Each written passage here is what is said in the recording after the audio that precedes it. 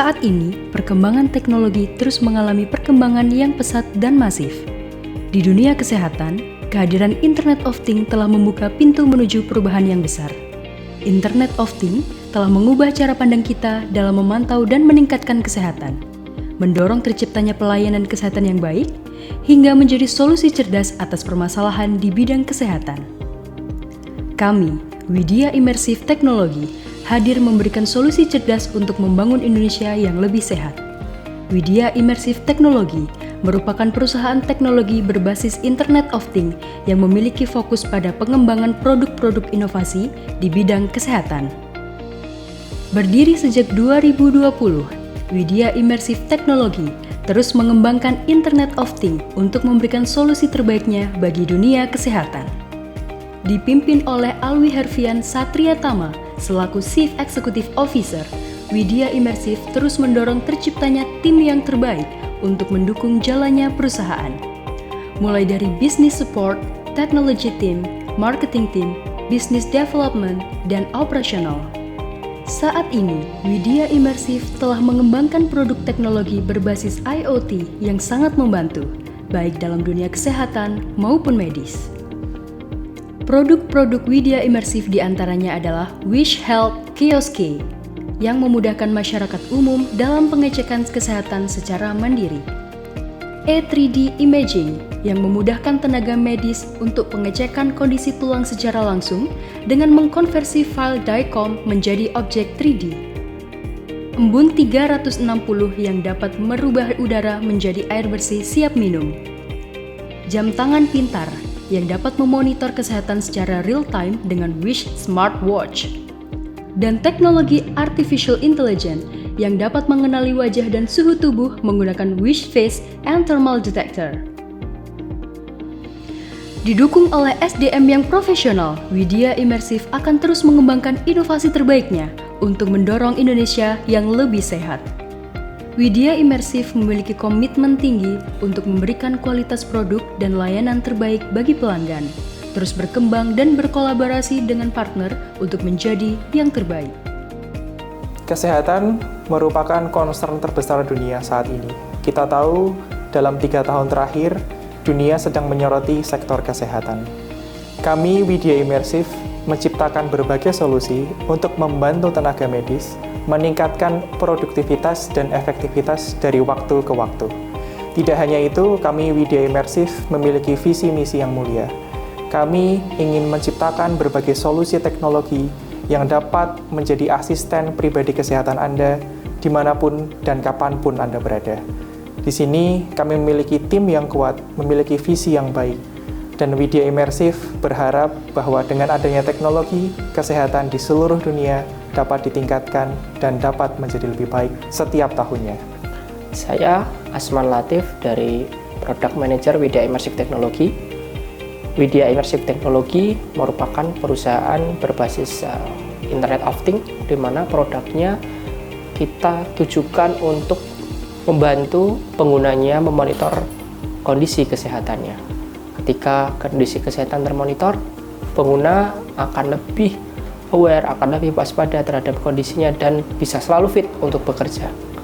Harapannya, Widya Immersive memiliki visi di mana menjadi asisten kesehatan bagi penggunanya, sehingga pengguna dari produk-produk smartwatch, kios sehat, Fatmore dapat terbantu agar selalu fit dan bisa bekerja dengan maksimal.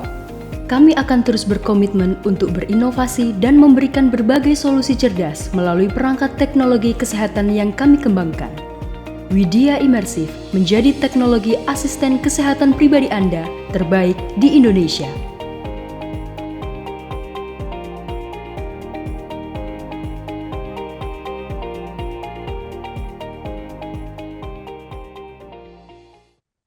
Baik, Assalamualaikum warahmatullahi wabarakatuh. Salam Om Swastiastu, Namo Buddhaya, salam kebajikan Rahayu. Kami ucapkan selamat datang kepada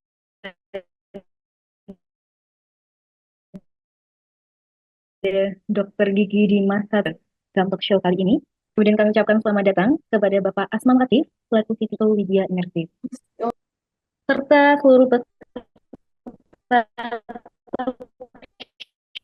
show dimanapun Anda berada. Senang rasanya saya Salma selaku Master of Ceremony dalam acara talk show dengan tema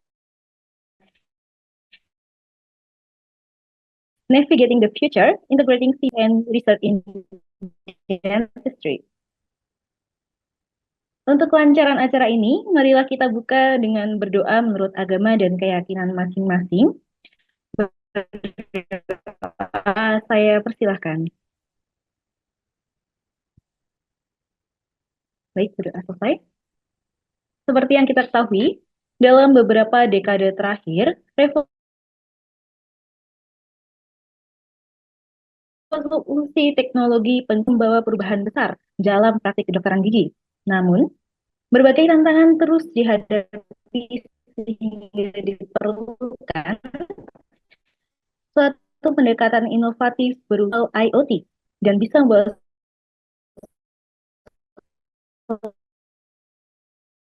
solusi revolusioner dalam dunia pencinta. Pada seluruh peserta talk show, apabila berkenan untuk menghidupkan kamera perangkatnya agar semakin terlihat energi dari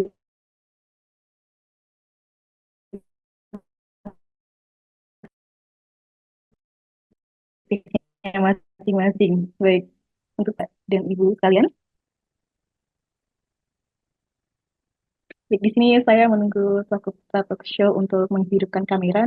Jadi biar kita bisa saling sharing energi positif kita masing-masing dengan melihat masing-masing.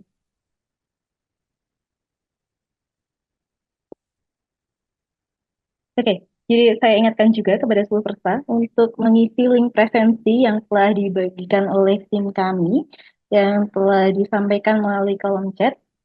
Jadi bisa dibuka langsung melalui kolom chat untuk link presensinya. Oke. Kemudian sekali lagi saya ingatkan untuk menggunakan background Zoom yang telah kami bagikan melalui email ataupun melalui WhatsApp dari Widya Indonesia.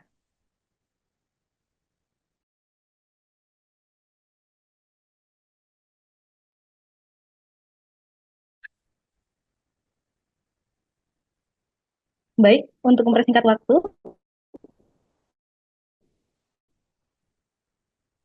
seperti yang kita ketahui sumber yang luar biasa,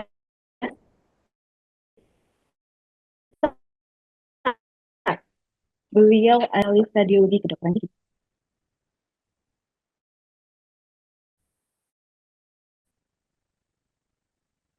Informasi singkat terkait Dr. Dimas. Halo Dr. Dimas. Halo Mbak. Ya, Mbak, maaf nih kayaknya putus-putus ya di sana ya. Mhm.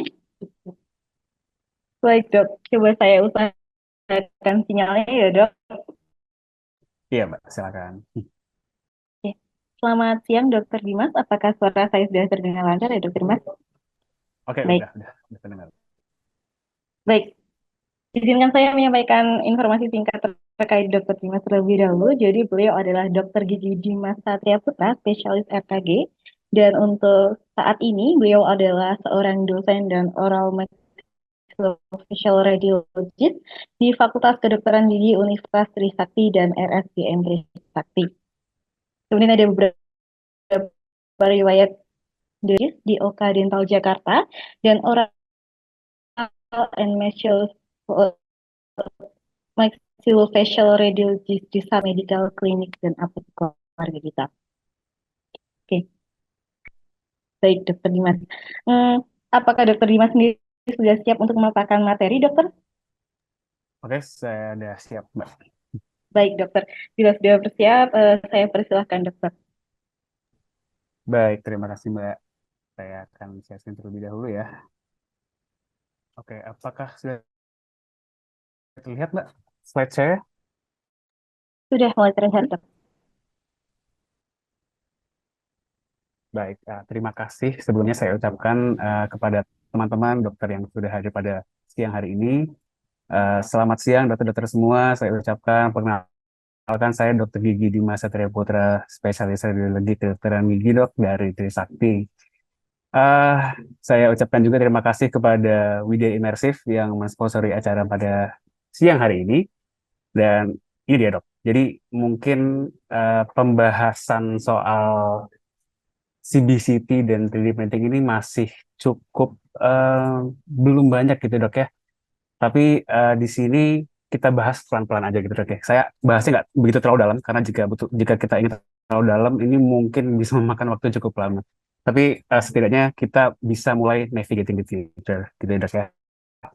Di sini pada kesempatan kali ini saya akan membawakan tentang integrasi dok antara CBCT dengan 3D printing. Nah, di sini konteksnya adalah untuk surgery yang di bidang kedokteran gigi, khususnya di oral and maxillofacial surgery, dan juga di bagian research-nya.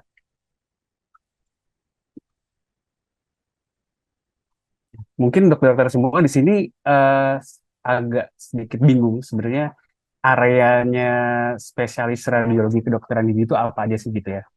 Nah, mungkin buat teman-teman yang juga eh, dokter umum yang belum mengetahui soal ini, mungkin saya menjelaskan bahwa spesialis radiologi kedokteran gigi itu bermain di dua area ini, dok ya. Jadi kami beranalisa di area facial and maxillary bone dan juga di TMJ dan mandibula dan di tulang-tulang pendukung sekitarnya juga di area gigi ini, gitu dok ya. Nah, selanjutnya kasus-kasus apa aja sih yang biasanya eh, seorang SPRKG itu dapatkan di area-area ini? Contohnya pertama ada tumor odontogenik dan non-odontogenik. Yang kedua ada fraktur Lefort dan faktor-faktor lainnya di area tersebut ya dok ya. Dan juga ada mandibular fracture. Dan yang terakhir yang mungkin dokter sering dengar adalah dental implant, gingivectomy, dan endodontic case. Nah, kasus-kasus di sini dok yang sebutkan itu um, dia memang berhubungan sekali dan berhubungan erat dengan analisa-analisa CBCT dok ya. Biasanya dari panoramik itu tidak cukup. Kenapa? Nah, ini saya tunjukkan salah satu contoh kasusnya, dok. Ini salah satu kasus dari Dr. Fadlil dari Universitas Hasanuddin bekerjasama dengan Dr. Novo dan saya di Trisakti. Kita menganalisa suatu case mandibular fracture.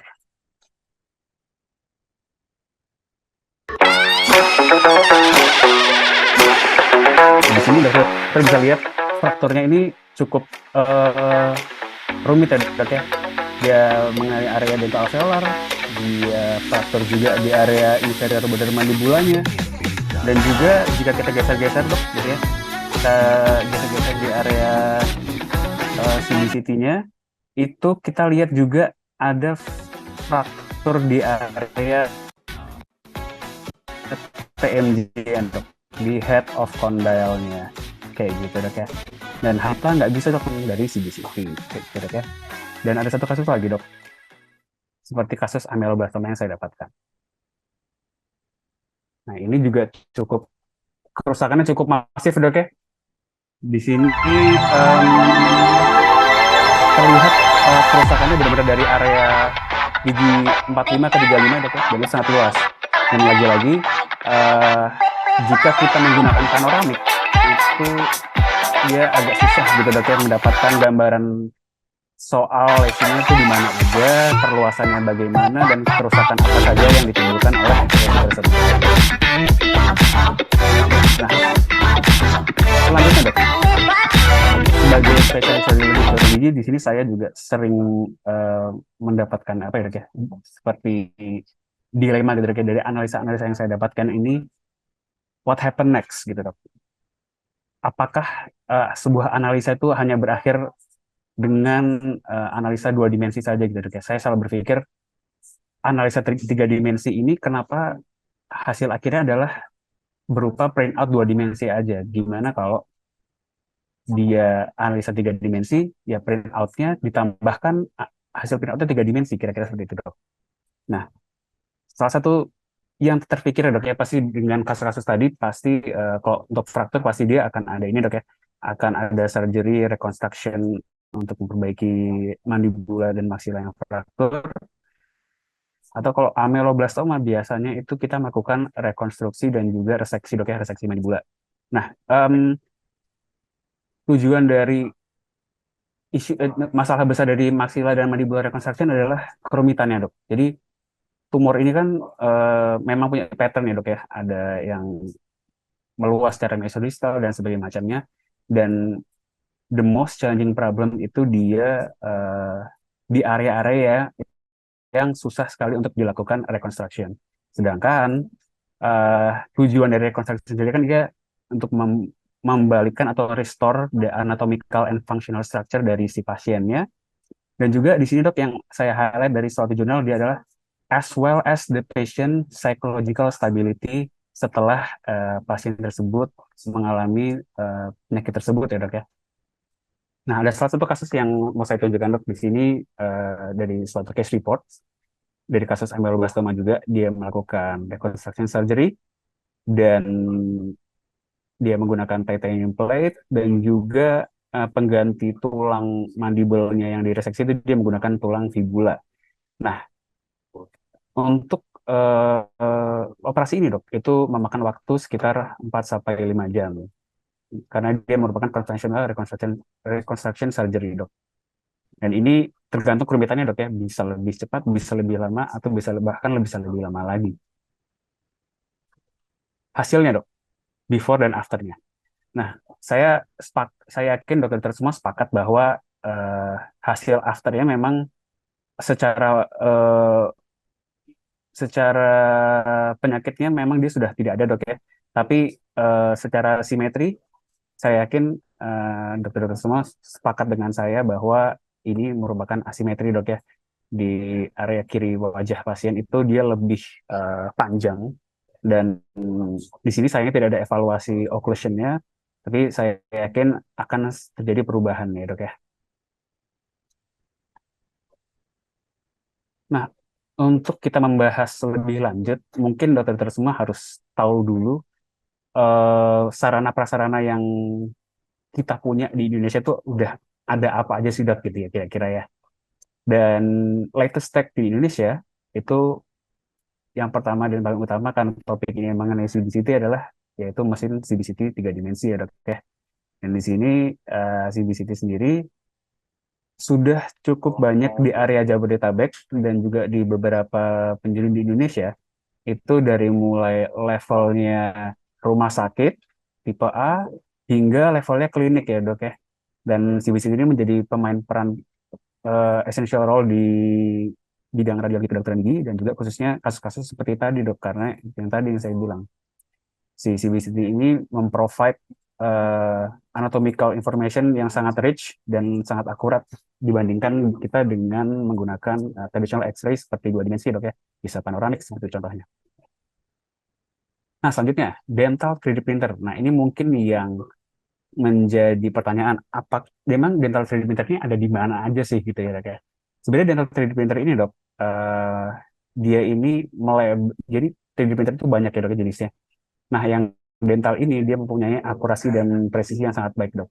Dan sampai detik ini di penelitian terakhir itu 3D printer itu akurasinya semakin baik ya dok.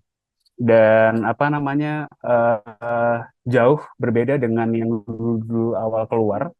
Itu semakin ke sini level akurasinya itu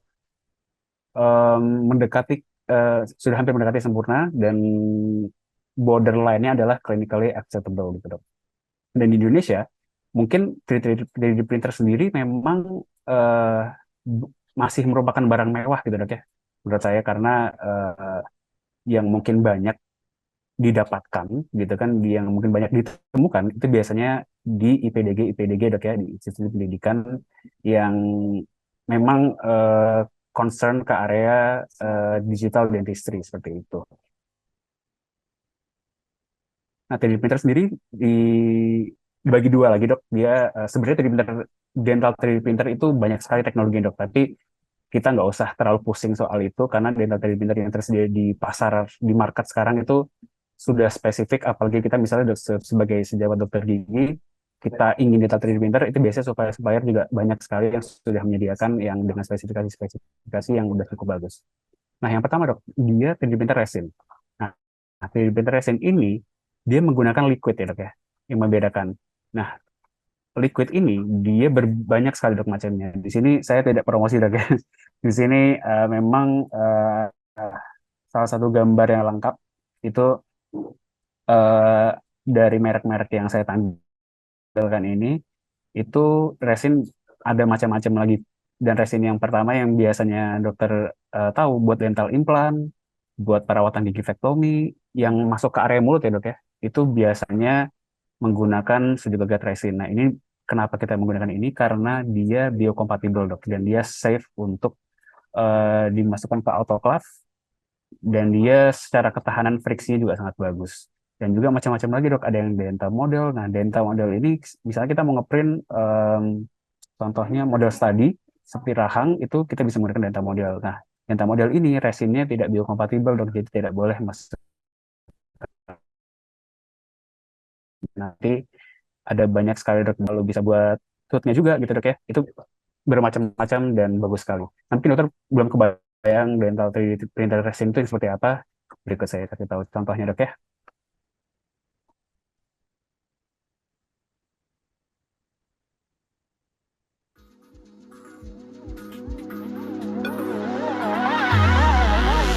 Nah ini dia contohnya dok, dia menggunakan liquid resin, dan dia nanti menggunakan proses sinar UV dari bawah ini dok, dan dia proses printingnya seperti kebalik gitu dok ya, tapi memang prosesnya seperti itu dok untuk ke liquid.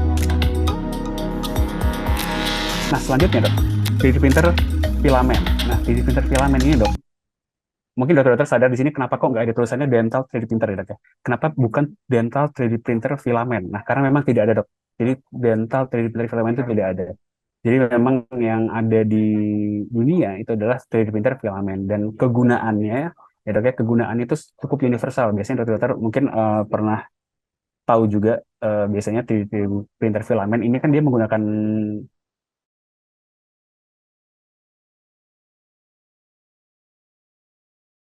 bahannya seperti plastik gitu dok ya, dia PLA kan melalui nozzle-nya, dan dia di print bisa untuk apa aja dok, hampir untuk apa aja.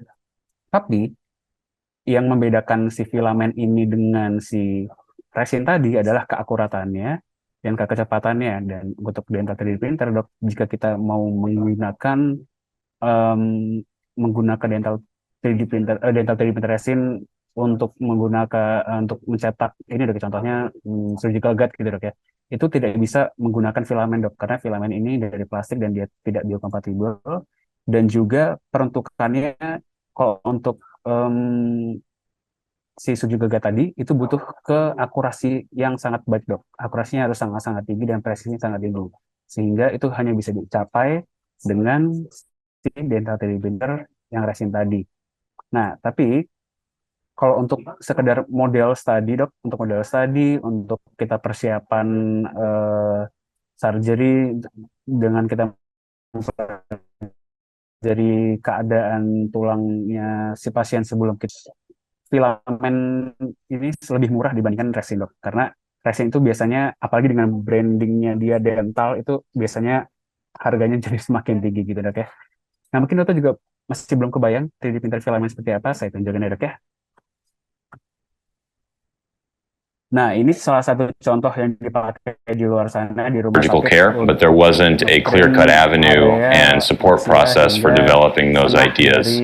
And so I envisioned an institution where there was a very clear pipeline that reduced as many barriers as possible to developing novel surgical devices and innovative solutions to the problems we frequently face. What's so great about 3D printing, one, is that it's becoming increasingly accessible. Nowadays, anybody can buy a 3D printer for of anatomy or Nah, tapi hal seperti ini dok tidak akan bisa terjadi tanpa kita mempunyai software dok ya. Software ini bermain peranan penting juga dok. Di sini software di dunia itu sudah cukup banyak sekali dok, software yang beredar, dari yang akurasinya rendah hingga akurasi tinggi itu banyak sekali beredar. Nah, software ini biasanya kami nyebutnya adalah computer assisted surgery software. Nah, di sini macam-macam banget. Dia bisa, keuntungannya adalah kita bisa melakukan planning ya, Dok ya. Pre-planning untuk pasien tertentu secara virtual. Jadi kita bisa membayangkan bagaimana operasi nanti berjalan, lalu mempersiapkan alat-alat yang akan kita printing, medical device-nya, seperti surgical guide, jika dia ingin dental implant, atau lain macamnya, Dok ya. Dan itu bisa dilakukan dari software tersebut, dan software ini memang menjadi apa ya, Dok ya, memegang peranan kunci lah di sini ya. Jadi alat-alatnya memang sudah banyak, tapi software ini cukup bermain penting juga. Nah, software itu banyak juga, Dok, di dunia. Salah satu contohnya ada ProPlan, ada Stryker, ada Dolphin, Mimix, Invaselius, Case Designer, dan Rhino. Dan ini masih banyak lagi yang lainnya, Dok. Dari systematic review yang saya baca di tahun 2021, Dok, jadi software-software ini sempat digunakan oleh para peneliti dan para dokter-dokter yang melakukan case-nya dengan menggunakan software ini. Level akurasinya, Dok, itu dari 0 sampai 7 mm deviation. Jadi deviation itu dia ini, Dok ya, untuk mengukur akurasinya dia menggunakan deviation. Jadi deviation yang dimaksud adalah hasil printingnya, Dok, dengan hasil desainnya itu apakah ditemukan kesamaan ataukah ada deviasi gitu, Dok ya. Nah, ini levelnya dari 0 sampai 7 mm, dan yang terakhir saya baca yang clinically acceptable itu yang di bawah 5 mm, Dok. Ini bermacam-macam sekali. Nah, mungkin dokter penasaran software apa ya yang ini, kan sebenarnya software ini tuh cukup mahal ya, Dok ya, beredar di dunia, dan kita bisa subscribe ke merek-merek ini tuh bisa hampir berjuta-juta ya, Dok ya, kira-kira untuk harganya. Nah, saya tunjukkan, Dok, ada salah satu software yang menarik juga. Ini saya di-approach oleh Widya Immersive untuk nyobain, dan dengan saya pengalaman yang saya sedikit ini nyoba-nyoba software itu, saya cukup apa ya, menarik juga gitu, karena ini software buatan kita sendiri dan buatan Indonesia, namanya E3D.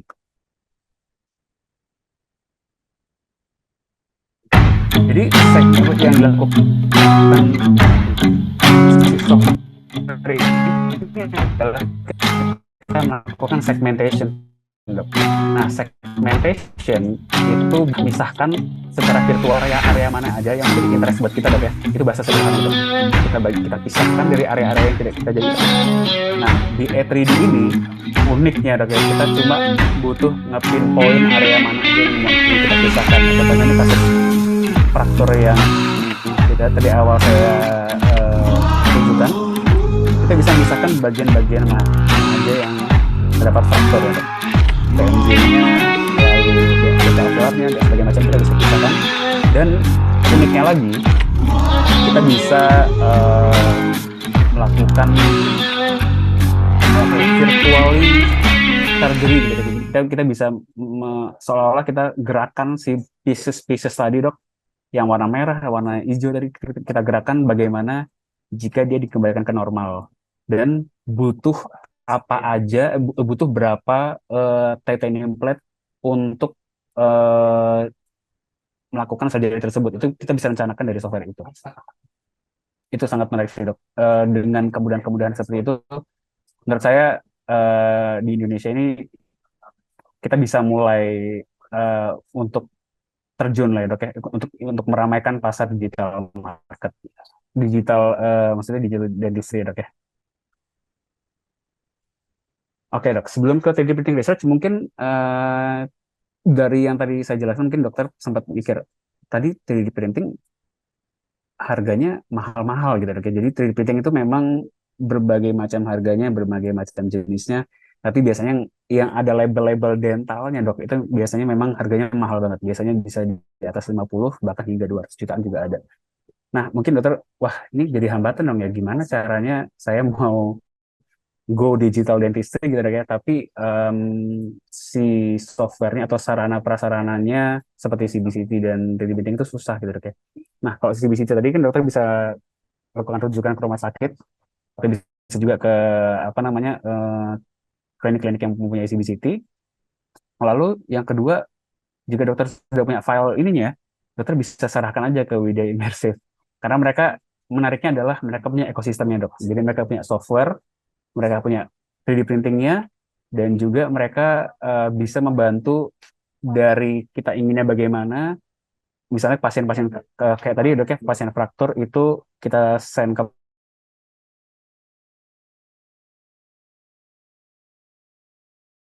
mereka, kita analisa file yang siap di print dan kita lakukan printing, gitu dok kira-kira. Nah, printing 3D printing sendiri dok, mungkin yang dokter-dokter masih bingung, 3D printing itu konsepnya gimana sih sebenarnya gitu ya. Sederhananya dok ya, sederhananya adalah sebenarnya 3D printing sama dengan printing lainnya dok. Jadi contohnya dokter mungkin pernah buat tulisan atau karya tulisan di Microsoft Word gitu dok ya. Nah dari Word itu kan itu file mentah dok ya, kita melakukan arrangement dan segala macamnya, lalu kita uh, jadikan dia PDF, lalu kita kirim ke tempat print atau kita print. Nah itu sebenarnya uh, line-nya itu sama dok, sebenarnya 3D printing itu sebenarnya yang dilakukan sama, cuma yang dilakukan itu lebih rumit di 3D printing karena kita melakukan segmentation. Nah, segmentation ini kan perlu pengetahuan juga, dok, terutama di spesialis radiologi kedokteran gigi. Itu kami mempelajari area-area anatomi yang memang dibutuhkan untuk uh, intinya untuk bahwa ini yang dibutuhkan ya dok ya oleh si perunjuknya. Oke dok, terkait 3D printing research, mungkin tadi dokter masih ada yang ragu 3D printing itu akurasinya tadi 0 sampai 7 mili meter deviation-nya, terus gimana dong gitu ya. Nah, saat ini dok ya, dental 3D printer itu banyak digunakan untuk rekonstruksi mandibula, maxillofacial trauma, TMJ reconstruction, dan orthodontic surgery, measurement, dan lain-lain. Dan ini untuk analisisnya dan semacamnya itu sudah sangat reliable dok untuk saat ini.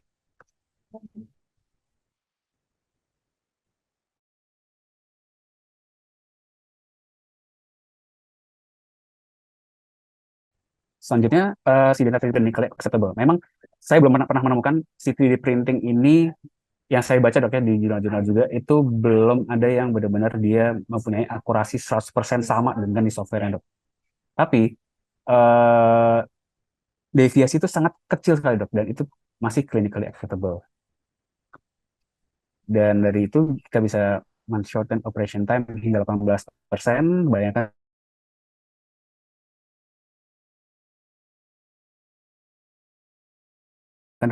dari 4-5 jam tadi, satisfaction score-nya pada salah satu yang saya baca, satisfaction score dari pasien yang melakukan reconstruction mandible operation itu dok ya, dia secara chewing function dan pronunciation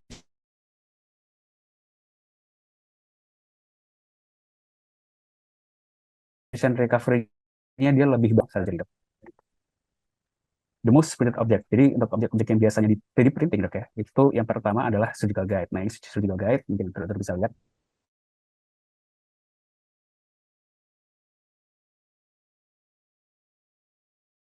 Ini kan biasanya digunakan untuk dental implant dok ya. Mungkin dokter mungkin lebih paham atau lebih sering melihat banyak sekali dokter yang keren-keren di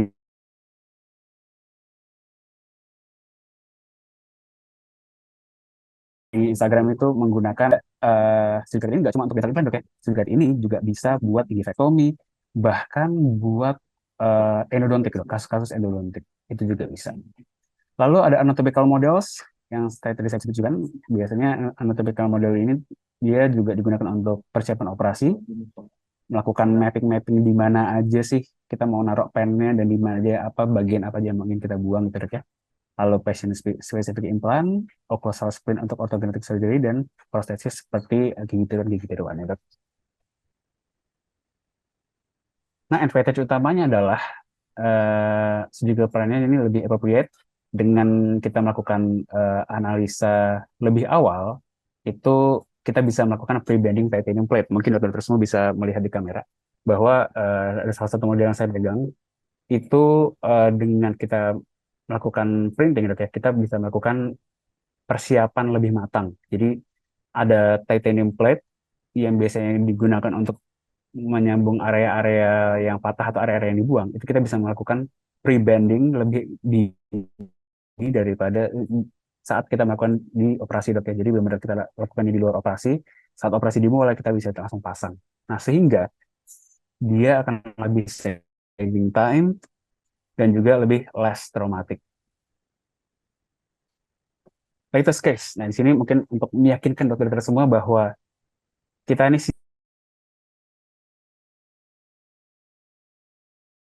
siap gitu dok ya. Kita ini siap dan kita tidak bisa. Di latest case di luar sana dok.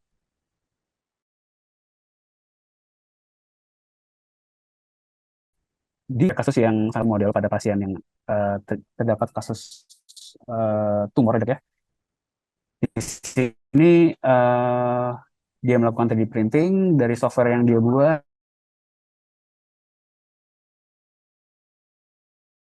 Dia yang dibutuhkan ada berapa, dipatahkan di area yang mana aja, dan dia lakukan pre-bending titanium plate di luar.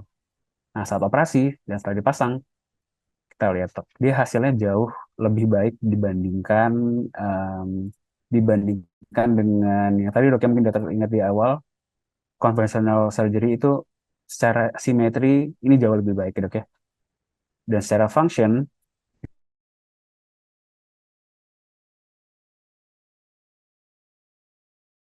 dia juga lebih baik. Dan ini hasilnya pun occlusionnya juga sangat baik sekali dok. Terus selanjutnya ada case yang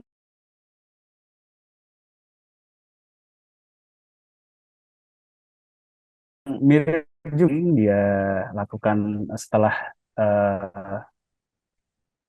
dilakukan pembedahan langsung dipasang tanpa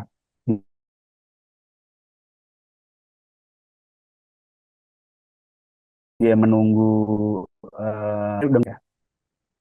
dan ini dari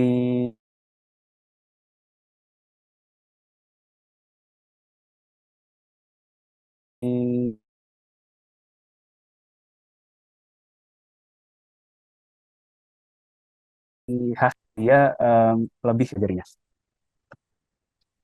Oke dok, yang terakhir di sini ada kasus yang sangat menarik sekali, di mana dia melakukan reconstruction mandible itu menggunakan titanium jauh dok. Jadi dokter mungkin bisa terlihat di sini di panoramiknya ada satu kasus ameloblastoma yang perluasan lesinya udah sangat masif sekali dok ya. Bahkan dari area hampir mengenai area leher dari TMJ-nya hingga di area gigi 45-nya dok di sini batasnya. Dan ini oleh si operatornya itu dilakukan virtual planning dan hasilnya adalah sebagai berikut. Dia melakukan virtual planning, melakukan segmentasi dari tadi ya. Segmentasi yang saya maksud itu adalah yang tadi kita memisahkan area-area mana aja yang kita jadikan interest, kita tonjolkan di software tersebut, lalu si operator ini membuat sebuah mock-up atau desain dari titanium mandible dok, yang diposisikan berdasarkan dari kondisi pasiennya sendiri. Dan ini jadi cukup menarik sekali dok, karena yang dia lakukan selanjutnya adalah dia melakukan 3D printing, utama untuk sekedar apa ya, untuk memastikan bahwa ukurannya tepat gitu dok ya, lalu diproduksi massal. Dan setelah diproduksi, nah ini dok, 3D printing untuk titanium ini berbeda dok ya dengan dental sebenarnya. Jadi 3D printing titanium jauh itu diperoleh dari 3D printing yang biasanya mungkin dokter-dokter suka bingung. Biasanya ini buat skala-skala pabrik ya dok ya. Biasanya buat skala-skala factory. Untuk misalnya suatu factory itu butuh suatu custom gear tertentu dan itu biasanya di print menggunakan titanium metal printer, dan ini digunakan untuk ngeprint titanium jauh dok. Dan ini hasilnya sangat baik sekali. Dia langsung pasang, katanya di jurnalnya itu dia benar-benar bisa langsung pasang dan langsung di screw aja setelah dilakukan reseksi. Lalu dilakukan panoramik dan hasilnya seperti ini dok, di sebelah kiri. Nah di sini tanpa kita agak mengesampingkan bagaimana hubungan TMJ-nya dok ya, karena saya juga penasaran sih, sebenarnya saya pengen nanya ke si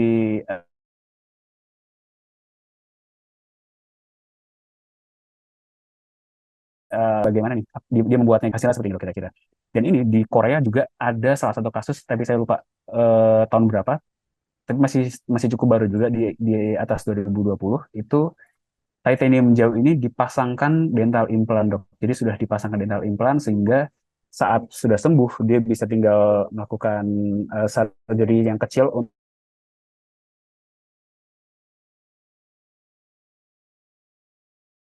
untuk final result. Nah ini dok. Untuk final resultnya di sini sayangnya di jurnal ini memang jadi orangnya itu sayangnya dia berewokan banget begitu dok orangnya. Dan di fotonya itu kurang begitu kelihatan ya dok. Jadi makanya saya nggak tampilkan, tapi dari hasil operasi ini dok kita bisa bayangkan dok. Biasanya hasil operasi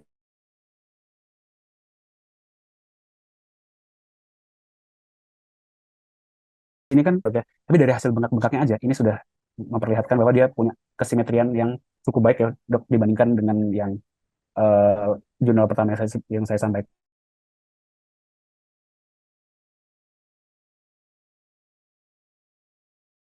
Kan melakukan CBCT kembali kepada pasien tersebut, dia lakukan superimpose, jadi dok gambarnya ditumpuk kita dok ya, kita anggap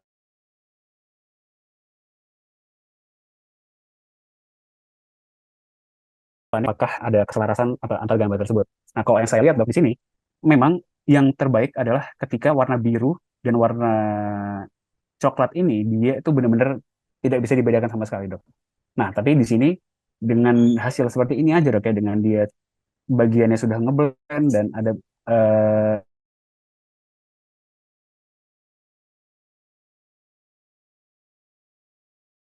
area yang post operatif dan yang abu-abu ini dia desainnya dok ya, virtual desainnya itu sudah cukup blend, itu sudah sangat-sangat bagus sekali dok. Ini dia hasil intraoralnya dan hasil oklusinya setelah menggunakan gigi tiruan. Nah, untuk kasus-kasus saya dok, di sini ada beberapa kasus yang saya highlight. Nanti dokter mungkin bisa main-main dok. Saya sedikit promosi juga, bisa main-main ke Instagram saya di @dimasatriap. Itu case-nya yang saya tampilkan di sini ada salah satunya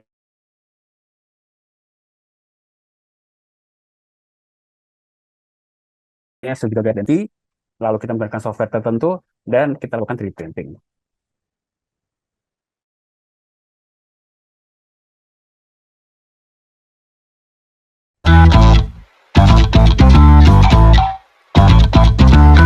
Dilakukan planning,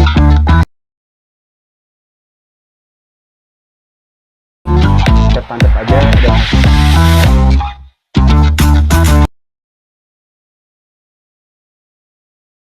juga yang versi nah tadi dia lebih kompatibel dan teknolog dan bisa digunakan pada gigi.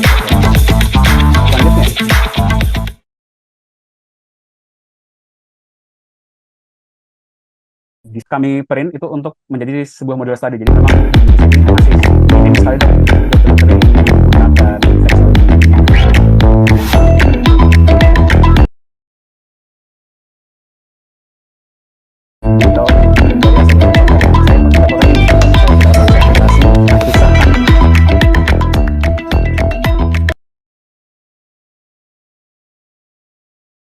tadi dok bagian-bagiannya kalau kita lakukan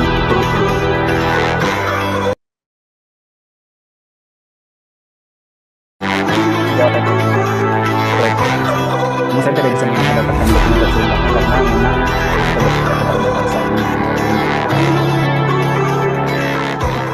akses ya dok ya, dan itu juga mungkin lebih privacy areanya. Selanjutnya yang terakhir adalah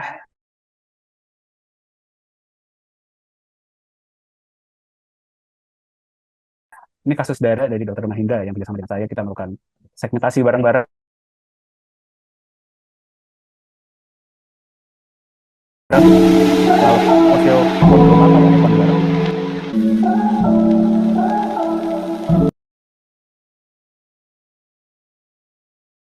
Ini pasien ini memang ceritanya dengan sudah berarti dok ya, deviasi pada oklusi juga, dan kita lakukan titik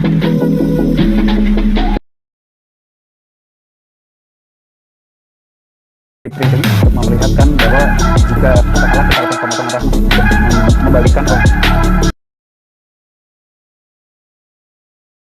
occlusive. Ini yang kita temukan adalah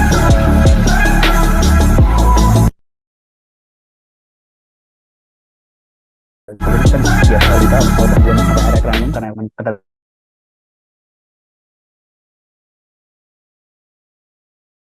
dari kasus ini. Dan ini kasus yang saya temukan paling besar saya melakukan treatment itu di sini. Jadi memang dia dari area rahang hingga area maksila ke atas. Berikut referensi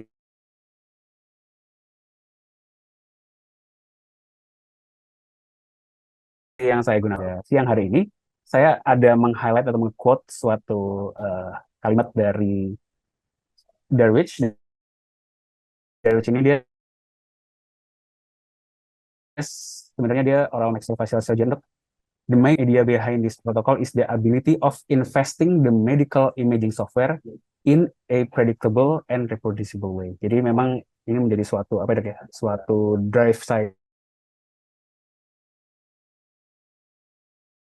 Kita bisa teruskan sampai 3D printing dan kita bisa membantu, kita bisa terjun lebih banyak untuk surgery. Thank you for your time. Terima kasih dokter-dokter semua. Baik, luar biasa sekali ya dok atas materi yang telah disampaikan oleh Dr. Dimas. Tentunya saya juga terima kasih banyak Dr. Dimas atas materinya yang telah dipaparkan. Berarti jadi kita saat ini juga pasti tahu ya bahwa teknologi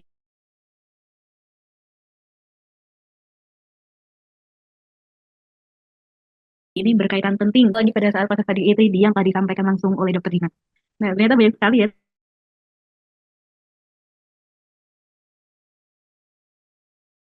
tantangannya dan materi permasalahan yang telah disampaikan oleh Dr. Dimas. Dan tentunya dari masalah ini akan disampaikan langsung oleh Bapak Asman selaku CTO dari Widya Imersif.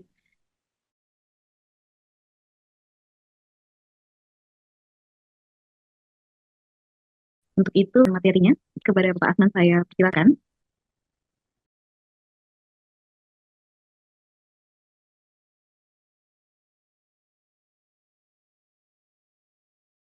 Dokter sekalian, terima kasih atas waktunya. Di sini kami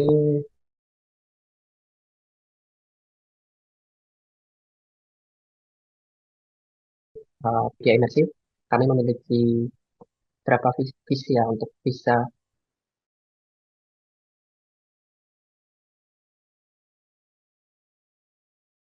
space-nya.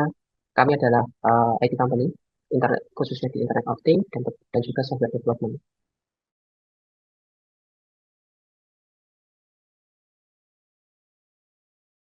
Di tahun yang lalu, di mana tahun 2020 saat itu skala pandemi, ada beberapa produk sampai akhirnya kita mendevelop, salah satunya itu tadi software yang sudah disampaikan oleh Dr. Dimas.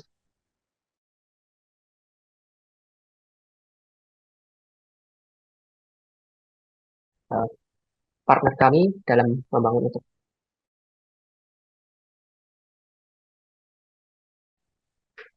harus untuk bisa membantu nantinya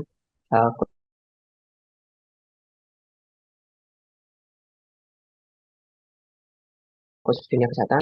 Mungkin saya highlight sedikit dari Widya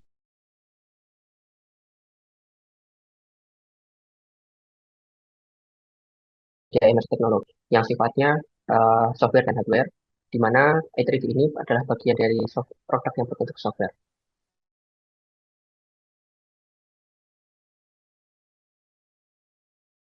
Namun 2020 pada waktu itu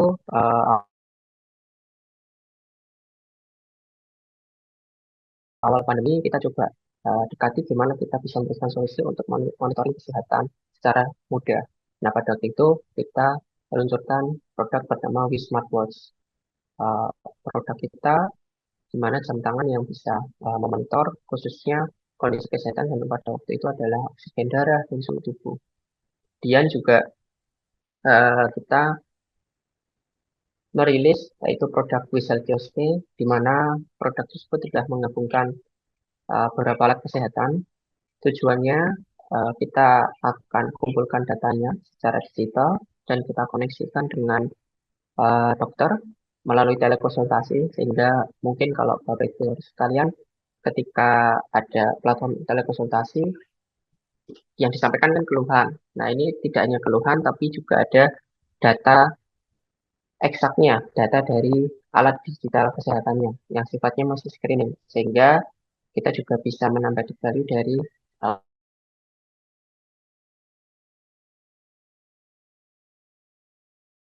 telekonsultasi sendiri. Dan juga kita coba mengkonversi dari udara menjadi air, karena salah satu juga untuk menjaga kita selalu sehat dengan air, kita minum air yang berkualitas, kita develop teknologi yang membuat udara menjadi air, kemudian air yang layak minum. Kemudian ada juga sebelum masuk ke E3D, dari bahasan utama kita pada siang hari ini, itu terdapat juga Wish Face and Thermal Detector. Tadi juga solusi kami, kita hadir di tempat umum, di hotel, di perkantoran untuk scan wajah dan tentunya scan suhu saat pandemi. Nah, sampailah di E3D, produk yang kita baru list mungkin sekitar pertengahan tahun lalu ya, di 2023. Itu bentuknya software. Kita apa yang kita kerjakan, apa yang kita solve problemnya dari E3D itu sendiri. Jadi mungkin tadi sudah banyak dipaparkan juga dari Dr. Dimas bahwa di sini kita butuh teknologi di mana menyajikan visual dari gambar dicom yang sifatnya dua dimensi menjadi bentuk 3D. Nah, kenapa harus bentuk 3D? Karena dengan bentuk 3D ini kita bisa melihat dimensinya secara aktual, mendekati aktual tadi ya. Dan nantinya dari bentuk 3D ini dengan tadi ya berbagai teknologi 3D print yang ada yang disampaikan Dr. Dimas, kami juga memiliki itu, kita bisa setup. Nah, sebelum di situ alurnya seperti apa sih?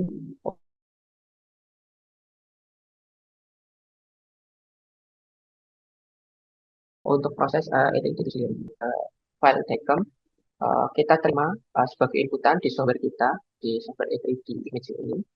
File Dicom itu kita load, kemudian nanti akan menjadi bentuk 3D. Nanti juga akan saya sampaikan ilustrasinya, capture-nya setelah ini.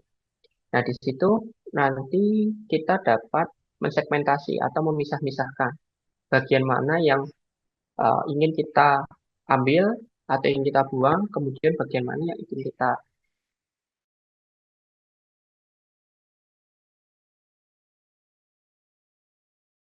rekonstruksi cedera, ada patah. Nah, itu kita bisa lakukan. Nah, outputnya itu adalah, nah mungkin kalau Dicom itu kan ekstensi file ya, dari ekstensi file untuk menyimpan data medis yang keluar dari sistem CPCP.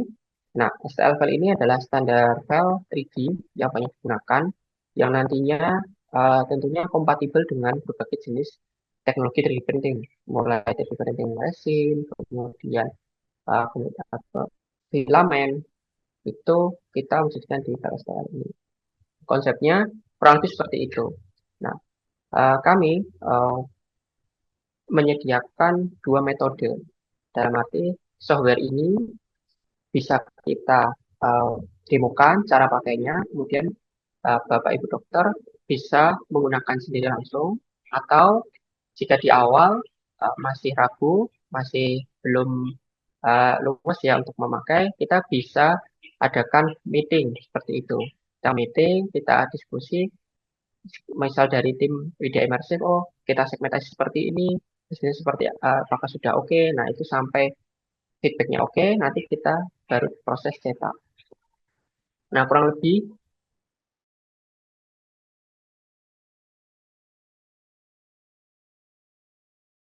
mungkin prosesnya seperti ini. Software kami ini desktop, aplikasi desktop yang terinstal di Windows ya. Kami dengan platform Windows diinstal, demikian rupa nanti setelah diinstal kita sifatnya nanti open saja dengan ada bantuan ya, ada bantuan itu dari flash disk-nya.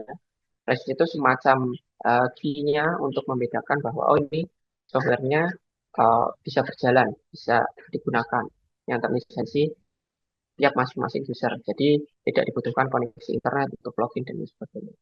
Nah di sini di gambar hitam ini mungkin contoh dari 2D-nya, di mana ketika software dibuka, kemudian kita membuka file Dekem, di situ ada terpampang gambar 2D dari beberapa sisi. Kemudian kita tekan action button di situ untuk proses konversi, dihasilkanlah bentuk 3D yang ada di sebelah kanan. Nah, di sini hasil bentuk 3D-nya. Pada dasarnya teknologi ini kita kembangkan berdasarkan perspektif dari beberapa arah. Tentunya kan dari hasil file Dekem itu tidak hanya satu saja ya. Jadi di slicing dari depan, kiri sampai gitu. Mungkin uh, kalau dalam bahasa sederhananya juga seperti di kamera 360 di mobil, di mana kita ada kamera di kanan, kiri, depan, belakang, kemudian dijahit gambarnya sehingga bisa gambar oh, posisi mobilnya seperti ini, ada depan kanan dan sebagainya. Nah, kurang lebih kita gunakan hal yang sama di mana kita manfaatkan berapa perspektif dari depan, kemudian ada slicingnya setiap berapa senti jarak ke atas, secara vertikal dan horizontal, kemudian kita rekonstruksi, jadilah bentuk 3D.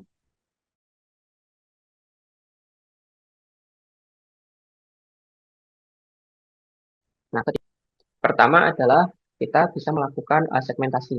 Jadi dasarnya di sini adalah ketika itu sudah jadi bentuk 3D, pasti tidak mungkin apa ya istilahnya, hanya bentuk satu gelondongan saja. Nah, kita coba fitur ini dasarnya adalah gimana caranya kita memisahkan bagian-bagian 3D yang bentuknya satu. Contohnya kan tadi jadi ini masih satu, ini jadi misalnya diambil rahangnya atau bagian-bagian tertentu. Nah, di sini secara user interface kami menggunakan semacam titik-titik. Jadi misal bisa di pick up dulu warnanya apa, kemudian nanti bisa ditandai saja daerah mana yang akan dipotong seperti itu. Nah, jika akan dipotong menjadi 2 atau 3 bagian, nanti ditandai warnanya yang berbeda. Nah, setelah ditandai, nah, nanti kurang lebih, misal tadi diambil bawahnya saja. Nah, itu kita bisa ambil rahangnya saja. Contoh ini ada fraktur ya di rahang bawah, diambil bawahnya saja, sudah jadi file 3D. Nah, di situ kita bisa langsung cetak. Cetak dalam arti masuk ke 3D printing, seperti itu. Kemudian juga, nah ini salah satu contohnya ya, tadi mungkin agak kembali ke tadi. Maaf. Jadi eh, ada tengkorak atas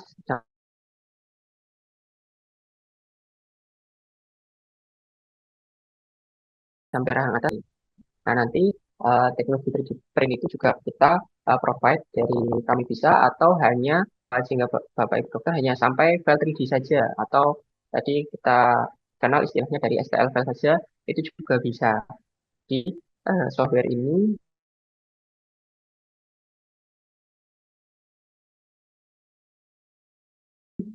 berperan di tengah-tengah gimana dari file gambar 3D yang mana gambar 3D itu nanti ekstensi filenya sudah cocok dengan sebagian besar atau ya hampir sebagian besar di 3D print yang ada ya di model-modelnya itu tadi. Nah, mungkin untuk lebih melihat prosesnya, ini saya dibantu rekan saya juga untuk uh,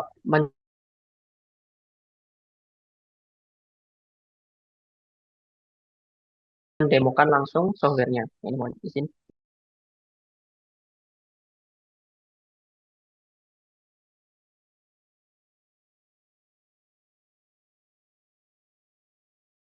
Baik, mohon maaf, saya siapkan sebentar. Baik. Nah, di sini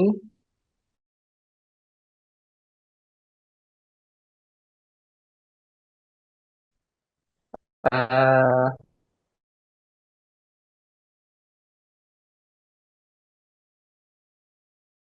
ini tampilan jadi nanti. Nah, di sini ketika tadi sudah menginstal, membuka file, kemudian ada autentifikasi, kita gunakan dongle kalau lebih praktis.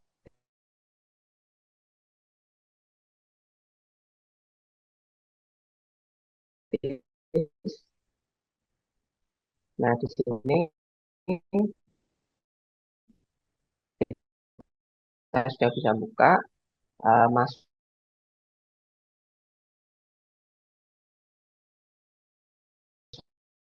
tapi kita sudah lakukan konversi. Jadi memang tadi agak sedikit menunggu. Jadi tidak hanya bukan viewer di com ya. Jadi ketika kita buka file Dicom, itu langsung ke convert. Nah, mungkin di sini kita akan contohkan untuk penggunaan fitur segmentasi. Mungkin uh,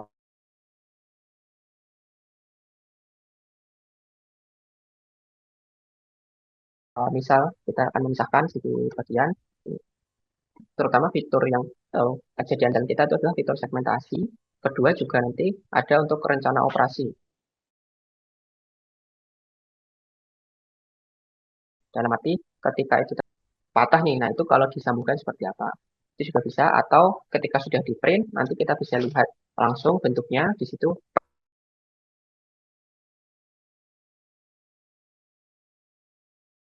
pennya seperti apa, itu juga bisa. Nah ini kita ada pemilihan juga untuk mensegmentasi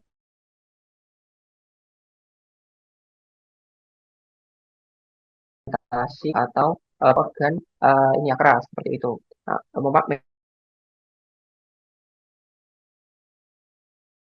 memang ya kita juga mendapatkan juga case, ada fit juga dari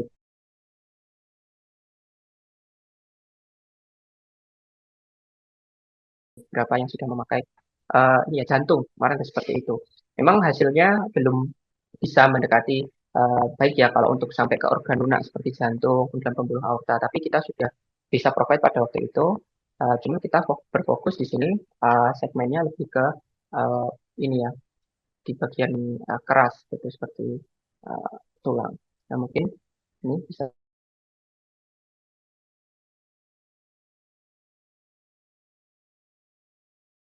kita simulasi. Contoh untuk potong ini untuk membersihkan kanan kirinya, jadi masih ada sisa-sisa yang ke convert juga jadi 3D. Nah, saya akan lebih mudah. Nah, tampilannya rahang, depan, seperti itu. Kemudian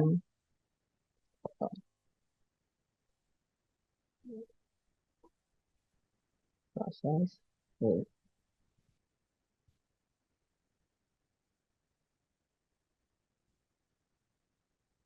ini kita bisa atur kedalamannya semakin dalam nanti, jadi semakin kelihatan organ lunak juga. Nah, ini kita harus apa atur dahulu untuk ambil organ kerasnya saja.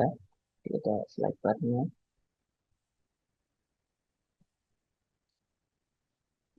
Pada umumnya ketika memang memakai untuk aplikasi ini, kita tentunya nanti akan dampingi ya di awal karena kan eh, perlu pembiasaan untuk beberapa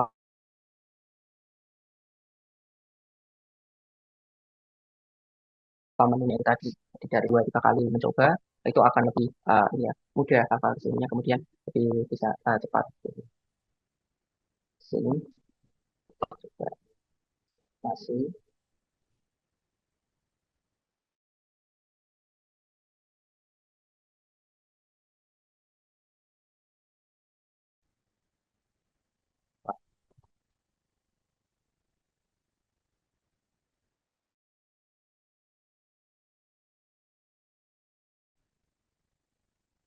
ini kita hapus dulu belum disegmentasi. Kita ada fitur hapus dengan tadi menggunakan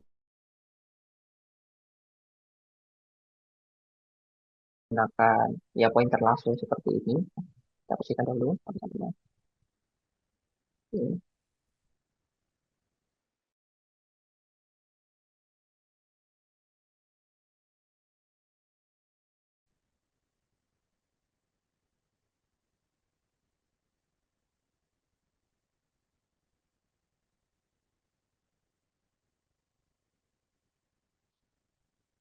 Lalu, kita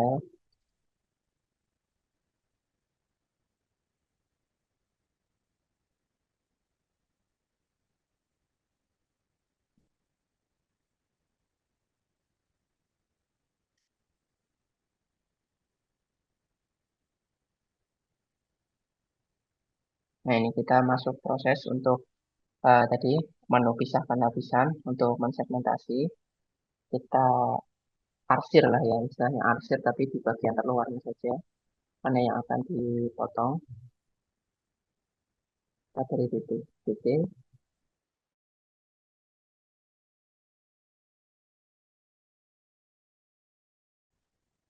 saja di garis terluar yang akan diambil.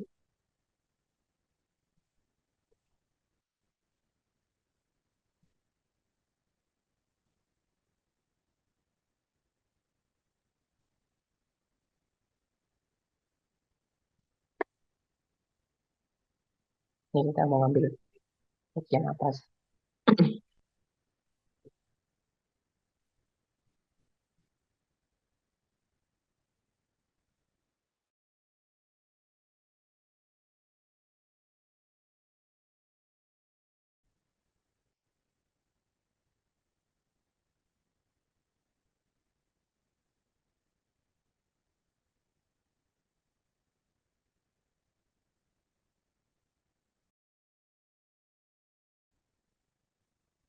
Memisahkan.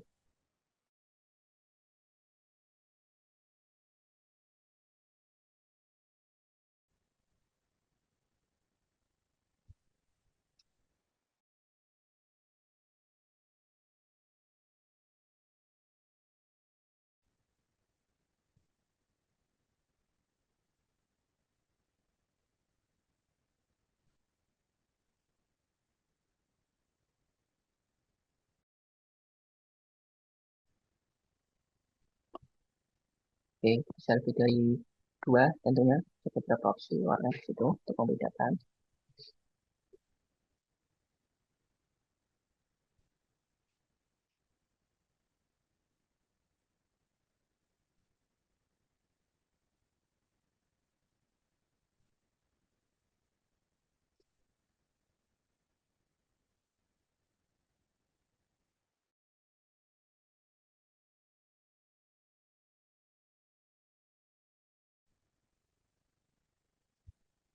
Nah, itu bedakan.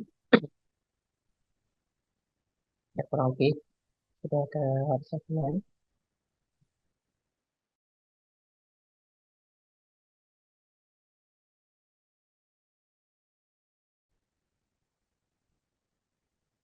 Yang bisa kita lihat dulu saja. Itu yang hijau, kita bisa pisahkan. Contoh itu nanti bisa keluar sebagai file 3D. Yang nantinya kita bisa cetak terpisah. Jadi, misal kita ambil bagian atasnya saja, atau tadi di bagian bawah tadi ya, sedikit bagian bawah tadi, nah, itu sudah bisa dicetak terpisah.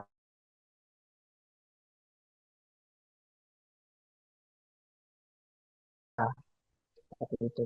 Nanti pada prosesnya biasanya di sini untuk sudah cukup kejadian seperti ini, ketika sudah oke, nanti bisa lanjut dicetak atau diberikan langsung ke dokter untuk sebagai validasi seperti itu.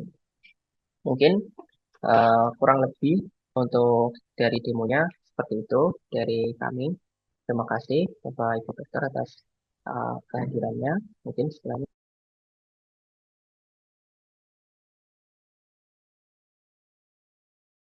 bisa dilanjut kita diskusi. Terima kasih. Baik, terima kasih Bapak Asman atas materi yang telah disampaikan. Jadi kalau secara teknikal memang ini adalah disampaikan oleh Bapak Asman langsung dan secara kesehatannya nanti bisa disampaikan oleh Dokter Dimas.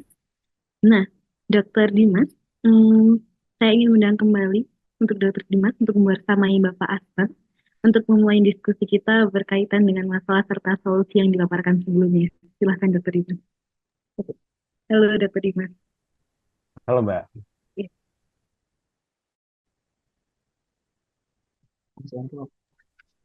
Dimas.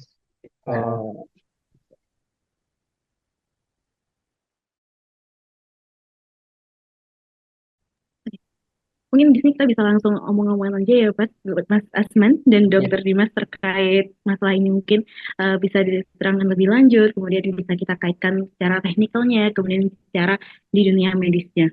Mungkin seperti itu bisa dari Mas Asman terlebih dahulu. Silakan Mas Asman.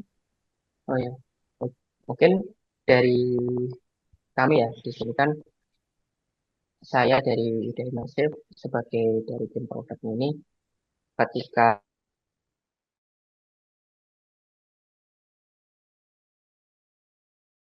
artinya itu perlu masukan seperti itu masukan apa sih yang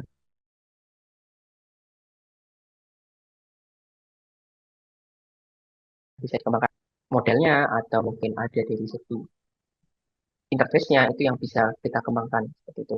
Mungkin Dokter Dimas yang salah satunya sudah beberapa kali ya ini udah uh, menggunakan dari A3D ini seperti itu.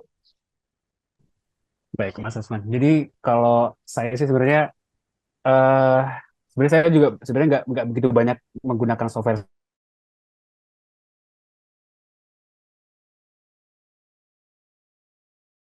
ya. Cuma saya punya user interface tampilan ya, mungkin teman-teman semua user interface itu apa sih? Itu tampilan ya, kira-kira tampilannya itu memang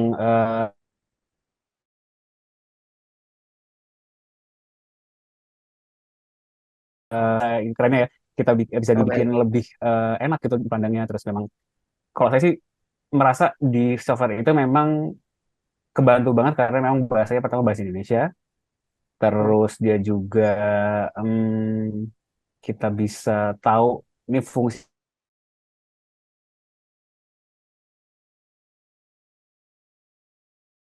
apa aja gitu kan. Dan sebagai radiologis di sini saya juga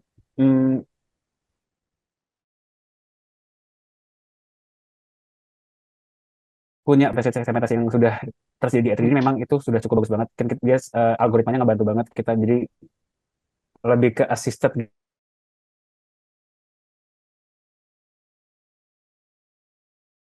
gitu ya Mas ya, kira-kira ya. Teman-teman dokter di sini juga juga tahu ada namanya orthognathic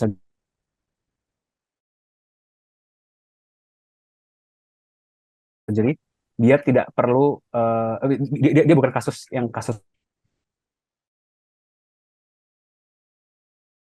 fraktur atau ke kasus orang-orang yang pakai kawat gigi. Itu dia untuk gigitan finalnya itu biasanya perlu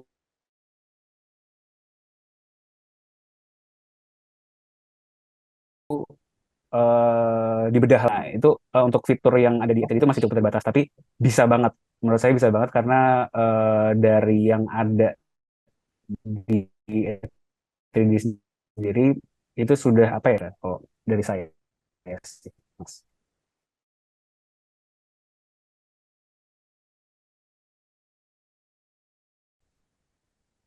Ya, Ya, ada sama. kita langsung aja dari buka untuk ada beberapa tanggapan, pertanyaan atau mungkin ada yang masih kurang jelas, mungkin dari terutama ke produk ya terkait produknya tadi dari Utility Software itu sendiri dari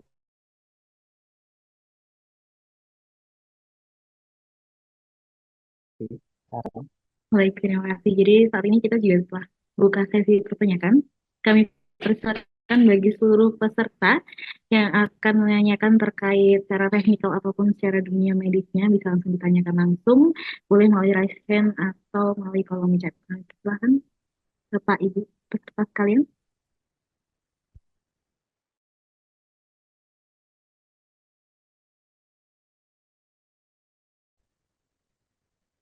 Monggo.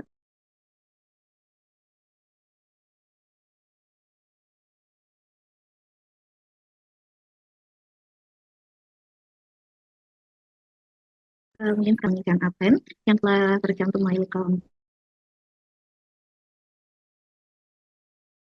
Oke. Baik, Dokter Dimas, ini ada pertanyaan pertama dari Ibu Kristiandi Prana. Selamat siang, Dokter Dimas dan Mas Asman. Terima kasih materinya yang sangat menarik sekali, Dok. Saya ingin bertanya karena masih awam. Untuk hasil 3D printing itu, apakah terbentuk juga tulang trabekulanya di dalamnya? Kemudian untuk gambaran biaya produksi 3D printingnya, apakah masih terjangkau, Mas Asman?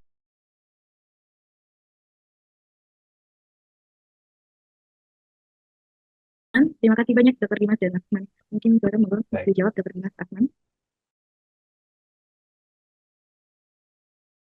Tulang trabekula itu sayangnya dia tidak terbentuk ya dok ya untuk tulang trabekulanya. Jadi tulang trabekula itu mungkin levelnya dia benar-benar kecil sekali dan itu tidak terbaca sama si software dan juga si 3D printingnya. Tapi jika ada suatu lesi dok ya, katakanlah suatu lesi tersebut suatu kista besar atau suatu tumor yang dia belum mendestruksi area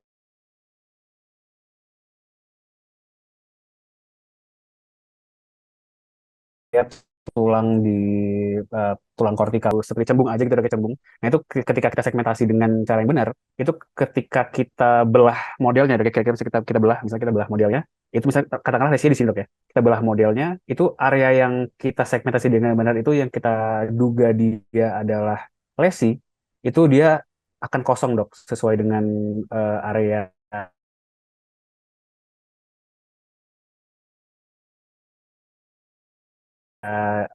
OKC dan sebagainya macamnya, itu dia bisa di sini bisa bolong, jadi dia kopong di sini,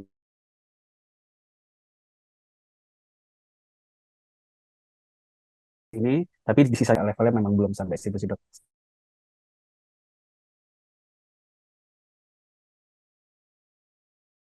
Si kemampuan software. Baik, terima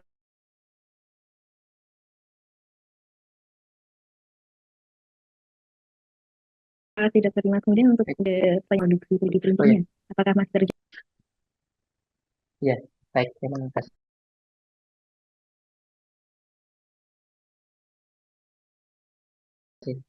Jadi untuk biaya produksi itu kita bisa bilang masih terjangkau karena kita hitungnya itu per gram gramasinya. Jadi nanti ketika tadi ya dari bentuk 3D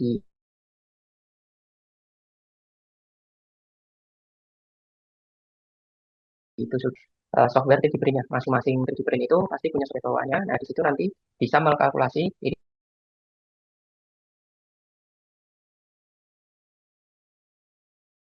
ini berapa gram apa namanya kepadatannya dan sebagainya. Nah di situ nanti uh, juga tergantung dari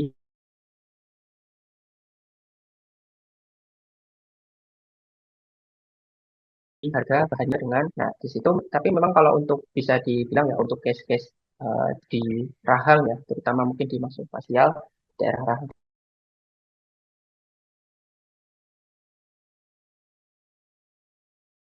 di sini itu gramasinya mungkin DC 100, 100 gram seperti itu. Jadi itu harganya masih terjangkau.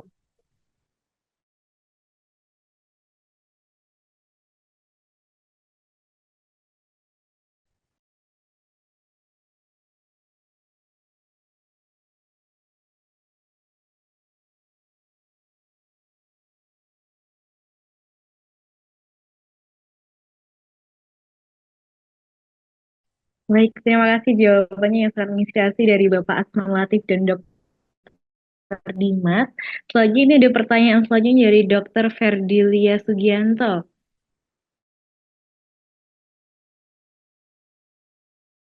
Saya bacakan, selamat ya, cukup untuk pembuatan result guide rekonstruksi rahang.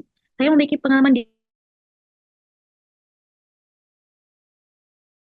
ditolak dari pihak untuk menjadi guide. Jadi PX waktu itu dirujuk kembali untuk foto CT. Apakah ada menu atau pengaturan tertentu untuk penggunaan CBCT atau memang terbatas untuk review tertentu? Terima kasih.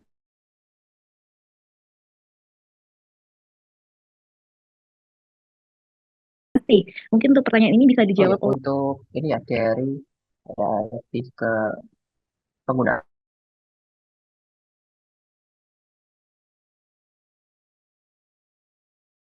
sistem. Oh ya, mungkin bantuannya ini beda dokter karena dari kami ini kita juga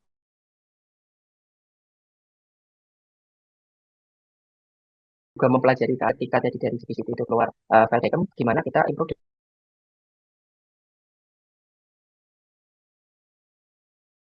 dari misalnya dikembangkan untuk fitur pelat di sini ya seperti itu. Nah mungkin kalau untuk CBCT sendiri itu juga bisa disesuaikan sih untuk apa supportnya seperti itu. Mungkin kondisi dari Dr. Dimas juga ada tambahan. Boleh, boleh.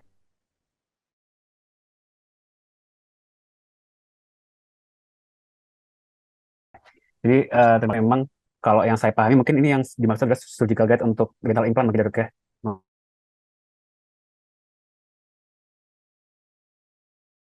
Mungkin yang dimaksud oleh dok. Yang dimaksud porus mungkin saya berada aja sih dok. Mungkin apakah dia karena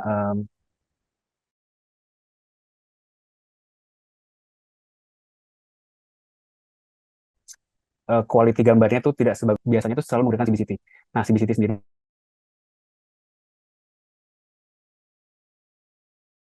jadi memang ini kan ini dok ya tiap alat itu memang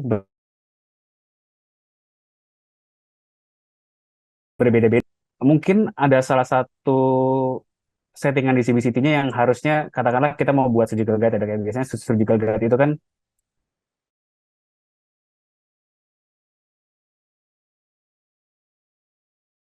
kita pakai CBCT dong malah. Kita bisa lihat oklusinya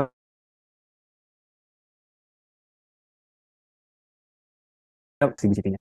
Nah, mungkin aja si CBCT-nya itu dia terlalu pecah hasilnya mungkin, atau juga em, bisa juga karena kualitas dari si viewernya. Nah, kalau misalnya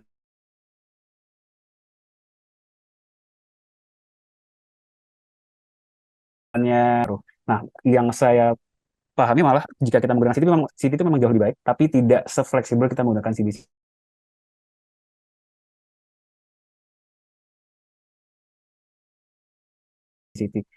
CBCT sendiri itu rekonstruksi rahangnya lebih, menurut saya lebih enak dimainin ya dibandingkan CT.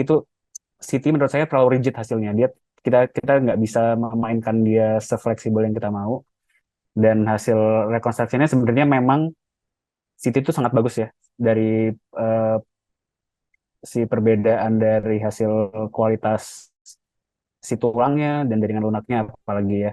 Dan yang mungkin yang saya bisa kasih jawaban adalah sekali lagi mungkin di pengaturan CBCT-nya mungkin yang ada yang salah.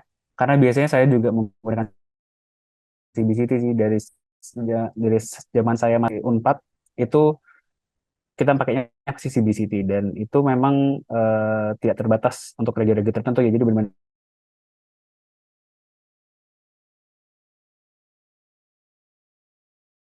kita bisa ngeprint, contohnya ngeprint segini segmentasinya dan softwarenya itu mendukung.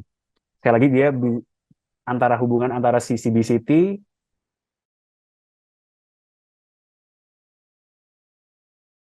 settingan alatnya gitu ya, terus si print itu sangat saling berhubungan. Dan ini apa ya, kalau benar-benar kita punya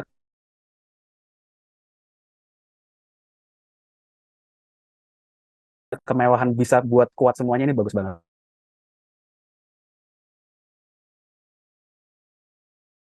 kayak gitu sih. Oke, terima kasih dokter Bima menjawab, dokter.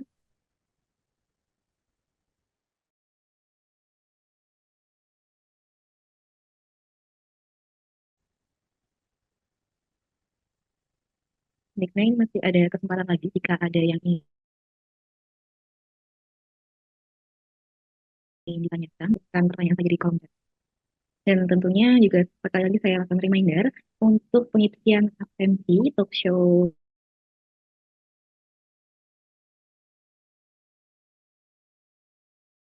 Widya Imersif yang berkelas melalui kolom chat.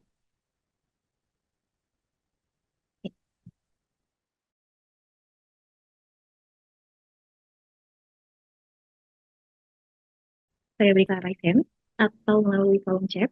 Saya persilahkan. Saya hari ini untuk ada para ahlinya dari Widya Imersif sendiri dan juga dari dunia medis dari Dokter Dimas.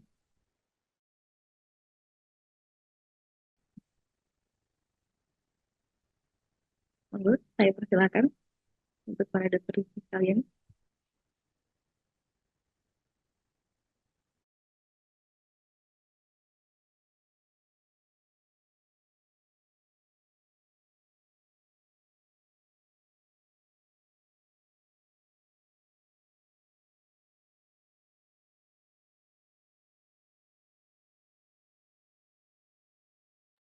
Baik, baik ini Bapak Asman ada satu pertanyaan dari Dokter Paramita Aditya. Selamat sore. Untuk sistem penggunaan aplikasi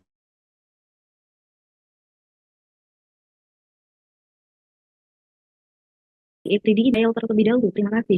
Baik, Mas Hasan.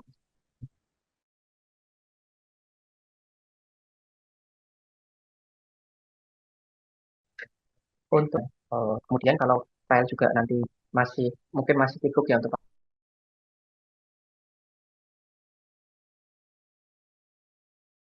pakai pertama, kita bisa bantu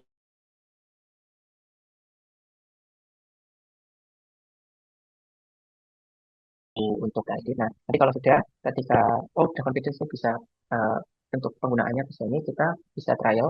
Itu nanti sifatnya kita seperti yang mungkin saya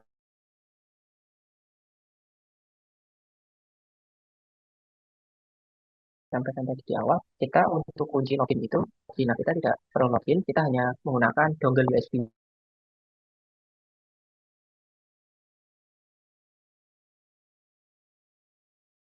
Jadi nanti aplikasinya kemudian ketika sudah diinstal dengan dongle itu yang kita pinjam untuk 1 bulan di awal, itu bisa ditancapkan saja, kemudian nanti bisa terbuka softwarenya. Jadi nanti kalau Bapak Ibu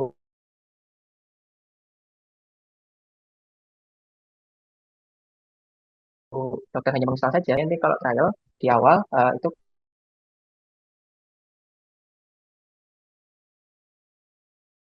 kita sifatnya hanya dahulu pun nanti untuk subscription bulanan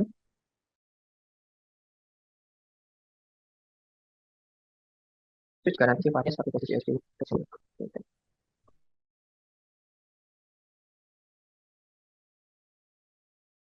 Kurang sering. Baik, terima kasih jawabannya dari Mas Asman. Mungkin em, masih ada kelonggaran waktu, mungkin jika ada satu pertanyaan lagi, saya berikan kesempatan terakhir satu pertanyaan saja. Mungkin jika ada yang ingin bertanya, saya tunggu sampai jam 15.32. Mungkin tidak ada pertanyaan lagi, satu kesempatan lagi saja. Dan saya ingatkan satu kali lagi untuk penelitian absen untuk talk show yang berkolaborasi dengan Dr. Divan.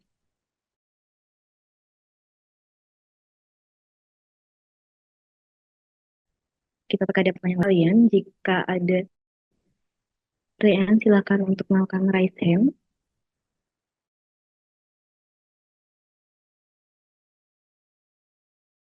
atau melalui kolom chat.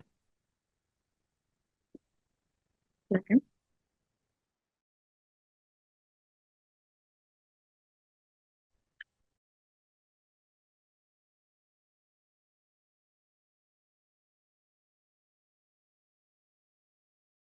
Baik, mungkin saya ingin menambahkan Bapak Ibu sekalian terkait tadi ya, untuk skema trial itu juga bisa ketika memang masih ragu juga mungkin untuk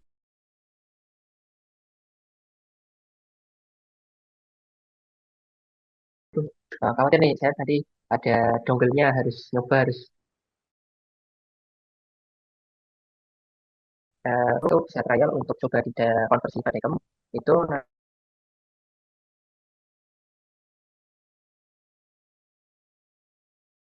nanti maksimal di cetaknya.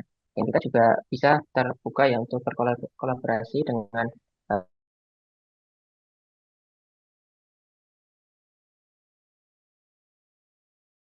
instansi-instansi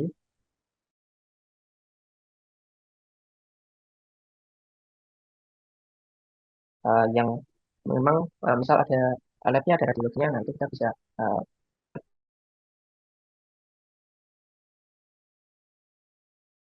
uh, penggunaan softwarenya dari uh, bentuk fisiknya atau bisa nanti handphone sendiri. Jadi Bapak Ibu dokter kita bisa berikan tadi yang sesuai trial pertama termasuk untuk dongle-nya bisa digunakan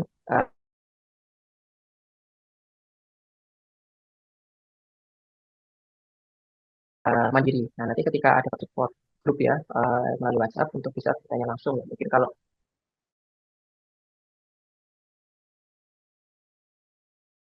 harus call atau apa agak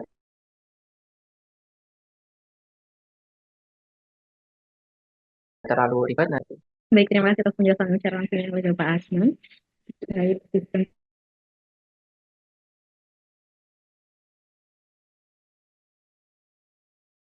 penerimaannya. Kemudian karena mungkin saya cukupkan saja dan tentunya saya juga terima kasih banyak. Saya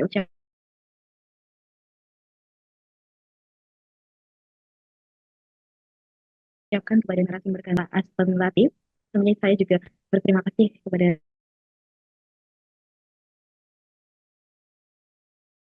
seluruh peserta atas antusiasmenya. Kemudian sebelum saya tutup, saya mohon izin untuk membuka kamera untuk seluruh peserta karena akan ada sesi foto. Monggo Bapak Ibu untuk membuka kamera. Kita pada penghujung acara ini, semoga apa yang disampaikan oleh oleh Dr. Dimas dan Bapak Asman tadi dapat menjadi pengetahuan yang berharga. Dan saya Salma, selaku moderator dan